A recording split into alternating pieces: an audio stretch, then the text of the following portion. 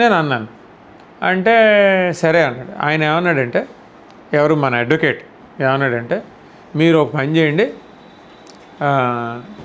First Niranjan Reddy గారితో మాట్లాడండి, లేదంటే నేనే ఆయనతో డైరెక్ట్గా మాట్లాడతాను.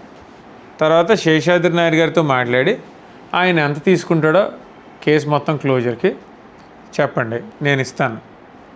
తర్వాత ఇంకో పేరేంటి మేడం, సురేందర్రావు గారు, ఆయనతో కూడా మాట్లాడండి, ఆయన ఎంత తీసుకుంటారో చెప్పండి. అంటే నేను అంటే ఆ 700 వకాలతులు వచ్చి నేను తెలియదు, నా మైండ్లో అప్పుడు 300 వకాలతులే అని ఉంది.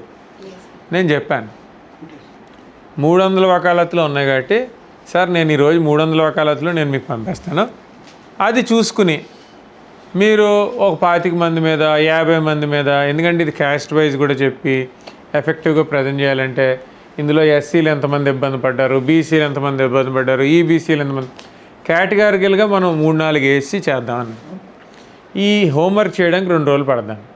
సరే ఇప్పుడు ఇమీడియట్గా ఏం చేయగలం సార్ అంటే అపీల్ పిటిషను రిజల్ట్స్ ఇవ్వకుండా ఆపగలం అన్నారు. సో రిజల్ట్స్ ఇవ్వకుండా ఆపగలం అంటే దీనికి మనం ఏం చేయగలుగుతాం, ఫస్ట్ పాయింట్ ఏమంటారు, అపీల్కి వెళ్ళాలి. సరే ఈ పార్టీ కేసు ఉండాలి కదా అపీలు, ఎందుకంటే నాగేంద్రాలు ఉన్నారు కదా, వాళ్ళ దాని మీద వచ్చింది కదా, ఏపీలు కేసు ఉండొచ్చు కదా. అంటే ఫస్ట్ ఇనీషియల్గా ఆపమన్నారంట ఆయనే.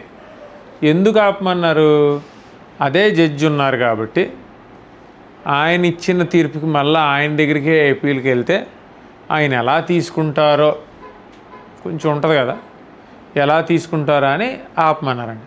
తర్వాత బెంచ్లు మారిపోయినాయి కాబట్టి ఇప్పుడు ఏపీలకి వెళ్ళిపోవచ్చు అన్నారంట. నేను నిన్న మధ్యాహ్నం వెళ్ళి ఆయనకి చెప్పాను, సార్ ఏపీలకి వెళ్ళిపోతాం సార్ అని. బహుశా ఈరోజు వేస్తుంటాడు ఆయన, మాట్లాడతాను.